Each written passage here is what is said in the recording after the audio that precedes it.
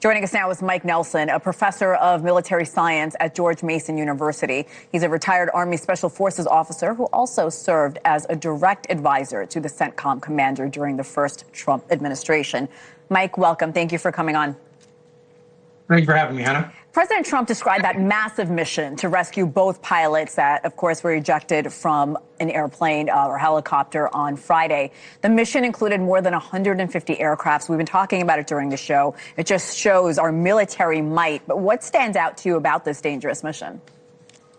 Well, as the president and Secretary Hegseth and General Kane pointed out, there's really no other country in the world that could pull off something like this, going this deep and this far into enemy-held territory to rescue one of our downed aircrew. And the efforts to which the military is ready and prepared to go to make sure that we fulfill our promise that nobody gets left behind. The complexity that went into the second rescue of the downed weapons systems officer is something that, the president was right to celebrate the efforts of those who went into the execution and planning of it.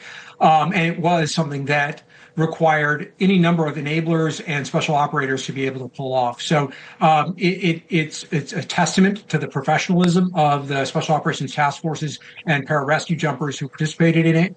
And it shows the skill and excellence of the U.S. military as they execute this and other operations in Iran.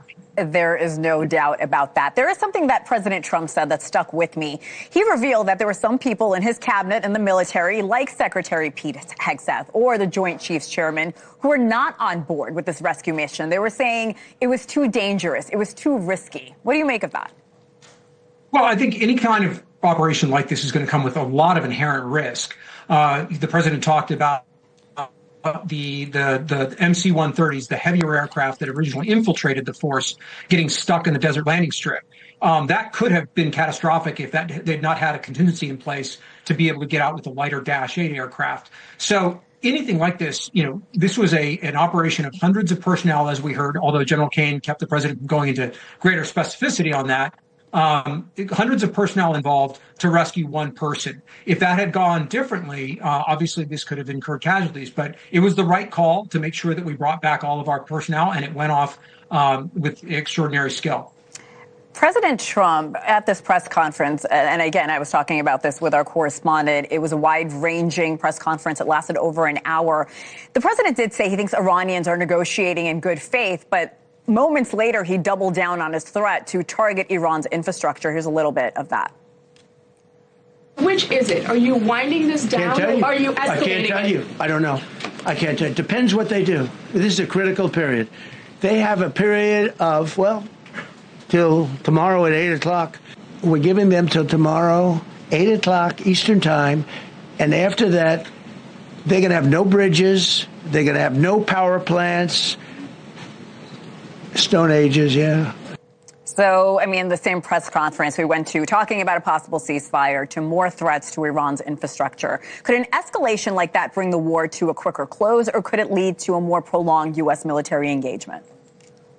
Well, I think the estimation going into the conflict at the initiation of Epic Fury was that the United States military and Central Command would be able to bring to bear sufficient pain and leverage on the Iranian regime that it would change their calculus as far as deciding to make a concession or a negotiated settlement.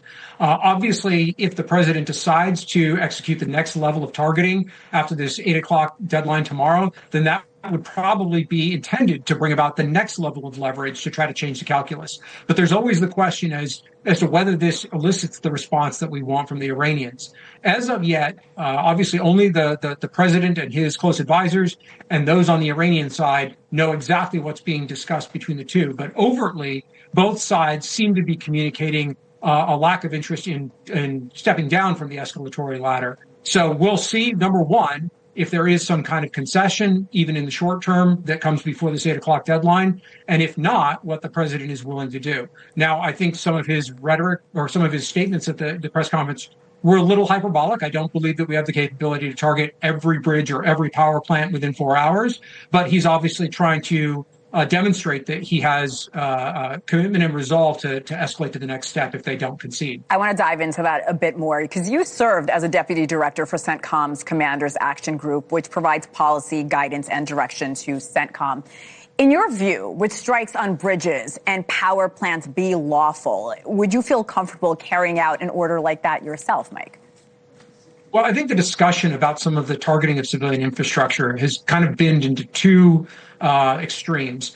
Either that all civilian infrastructure must be protected and cannot be targeted, or everything is within bounds because we're fighting a war against Iran. And neither is really true.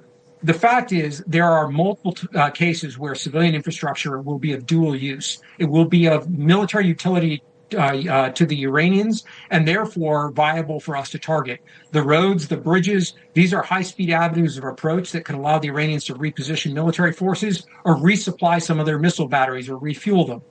The power plants, obviously some of their command and control nodes are relying on those power facilities. So targeting them will have military utility, but it probably can't be expanded across the entirety of those types of infrastructure or to other things like desalination plants. All right. Thank you so much for laying that out, Mike Nelson, as we're all trying to navigate exactly what's going on with this imposed deadline. Mike Nelson, thank you again. Thanks a lot.